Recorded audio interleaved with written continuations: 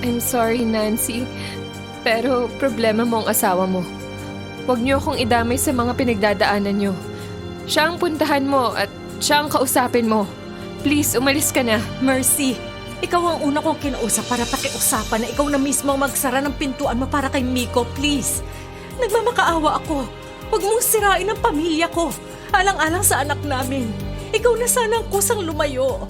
Hindi ka niya lalapitan kung hindi ka magpapalapit. Tulad nga ng sinabi ko, si Miko ang kausapin mo. At please lang, huwag ka nang babalik dito sa bahay ko, Nancy. Kung gusto mo si Miko ang pakiusapan mo na, tigilan na niya ang pagsunod-sunod sa akin na parang isang aso. Huwag kang umarte na parang inosente. Kung hindi mo iiwasan ang asawa ko, handa akong paabutin to hanggang sa korte.